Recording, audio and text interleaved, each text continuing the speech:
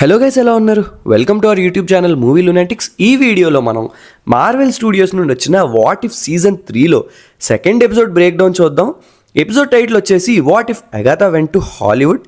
ఈ స్టోరీ కూడా written by Bryan Andrews. So basically ఈ ఎపిసోడ్ కాన్సెప్ట్ ఏంటంటే, అగాథా ఒక విచ్ అని మనందరికీ తెలిసిందే. తను కొన్ని హండ్రెడ్స్ ఆఫ్ ఇయర్స్ నుండి ఎర్త్ మీద ఉంటుంది. తను సర్వైవ్ అవ్వడం కోసం ఎదుటి వాళ్ళ పవర్స్ని అబ్జర్వ్ చేసుకుంటుందన్న సంగతి కూడా మనకు తెలుసు. బట్ ఈ అబ్జర్వ్ చేసుకోవడం అనేది తనంతట తాను చేయలేదు, ఎదుటి వాళ్ళు తినపైన అటాక్ చేస్తే తప్ప. ఇది మనకి అగాథా సిరీస్లో అండ్ వాండావిజన్ సిరీస్లో కూడా చూపించారు. సో అగాథా స్టైల్ ఏంటంటే, ఎదుటి వాళ్ళని ప్రొవోక్ చేసి వాళ్ళే తినపైన వాళ్ళ పవర్స్తో అటాక్ చేసేదాకా వెయిట్ చేసి వన్స్ వాళ్ళు ఫుల్ పవర్తో తినని అటాక్ చేసినప్పుడు వాళ్ళ పవర్స్ అంతటిని తినలోకి అబ్జర్వ్ చేసేసుకుంటుంది. And Agatha greediness and power hunger గురించి కూడా మనకి తెలిసిందే. అయితే ఈ పర్టిక్యులర్ ఎపిసోడ్ ఆఫ్ వాట్ ఇఫ్లో అగాథాకి ఎర్త్ లోపల పెరుగుతున్న సెలెస్టియల్ టియాముట్ ఎగ్జిస్టెన్స్ గురించి అండ్ సెలెస్టియల్స్ కాస్మిక్ పవర్ గురించి తెలుసుకుంటుంది. సో అప్పటి నుండి ఆ కాస్మిక్ పవర్ మీద తన కన్ను పడుతుంది. అండ్ తనొక్కరిదే తనంత తానుగా ఆ సైజులో ఉన్న సెలెస్టియల్ పవర్ని అబ్జర్వ్ చేసుకోలేదు. అండ్ ఆ సెలెస్టియల్ అగాథా మీద అటాక్ చేస్తే పవర్ని అబ్జర్వ్ చేసుకుందాం అన్నా సరే టియాముట్ యాక్టివ్లో లేడు. సో తాను ఒక రిచువల్ చేయాలనుకుంటుంది. మీకు గుర్తుందా, వాండావిజన్లో వాండా పవర్స్ని లాగేసుకున్నాక వాండా పెద్ద పెద్ద రూన్స్ని కాజ్ చేసి అగాథా నుండి మళ్ళీ తన పవర్స్ని వెనక్కి లాగేసుకుంటుంది. సో అలాంటి రిచువల్ మాదిరి అంత పెద్ద హెవీ సెలెస్టియల్ కాస్మిక్ బాడీ నుండి పవర్ని అబ్జర్వ్ చేసుకోవాలంటే ఆ సైజులో రూన్స్ని గీయాలి. దానికి అగాథా చూస్ చేసుకున్న పర్ఫెక్ట్ ప్లేస్ హాలీవుడ్.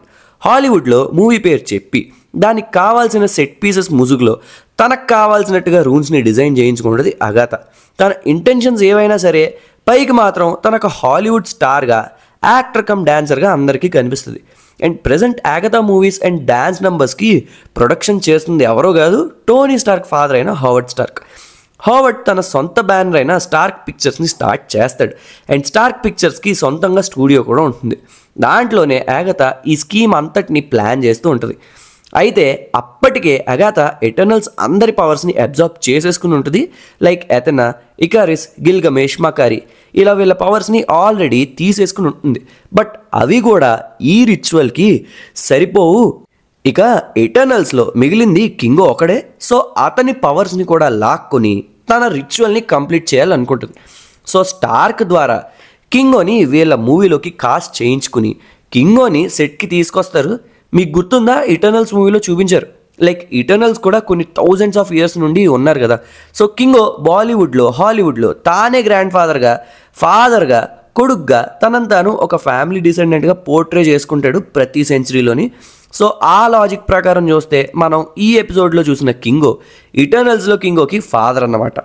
సెట్లోకి వచ్చిన కింగోకి అండ్ అగాథాకి ఒక డ్యాన్స్ బ్యాటిల్ లాంటిది జరుగుతుంది. కింగో ఏమో టిపికల్ బాలీవుడ్ స్టైల్లో డ్యాన్స్ వేస్తూ ఉంటాడు. ఇక్కడ కింగో చేసిన డ్యాన్స్ చూడటానికి సేమ్ రణ్వీర్ సింగ్ మల్హారీ సాంగ్లో చేశాడుగా అలానే ఉంటుంది డ్యాన్స్. అండ్ అగాథా ఏమో జైవ్ డ్యాన్స్ వేస్తూ ఉంటుంది. ఈ డ్యాన్స్ బ్యాటిల్లో వీళ్ళిద్దరూ మాట్లాడుకుంటారు. అండ్ అగాథాకి ఇక్కడ తెలుస్తుంది ఇండిట్ కింగోకి తన ఇంటెన్షన్స్ అన్నీ తెలుసని. బట్ పైకి మాత్రం హవర్డ్ స్టార్క్ ఎదురుగా యాక్టర్స్ లాగా బిహేవ్ చేస్తూ ఉంటారు. బట్ స్టార్క్కి తెలుసు కింగో ఒక ఏలియన్ రాబోట్ అని, అగాథా ఒక విచ్ అని. పాపం హవర్డ్ స్టార్క్ని ఈ ఎపిసోడ్లో సైడ్ పీస్ లాగా చేసేసారు. సర్లే, కమింగ్ బ్యాక్. అయితే డ్యాన్స్ బ్యాటిల్లో అగాథా విన్ అవుద్ది.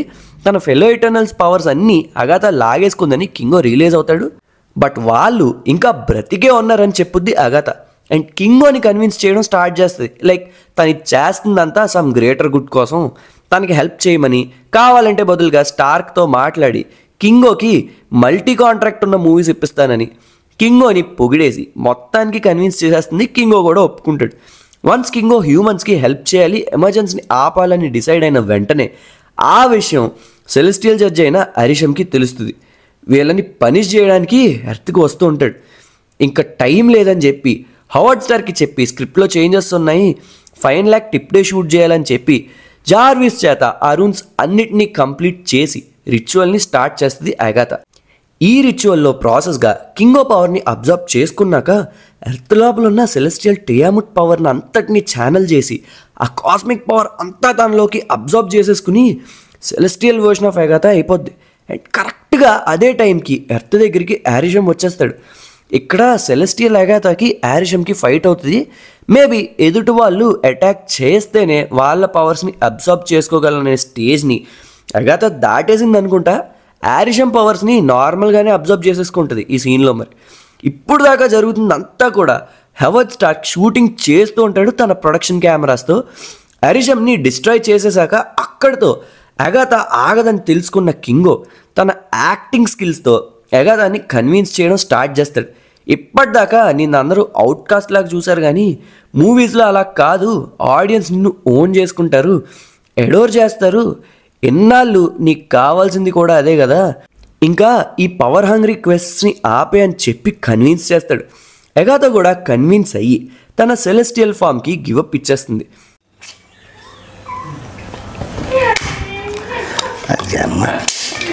మనిషి పశువు ఇప్పటిదాకా రికార్డ్ చేసిందంతా హవర్డ్ స్టార్క్ క్యాష్ చేసుకుంటాడు.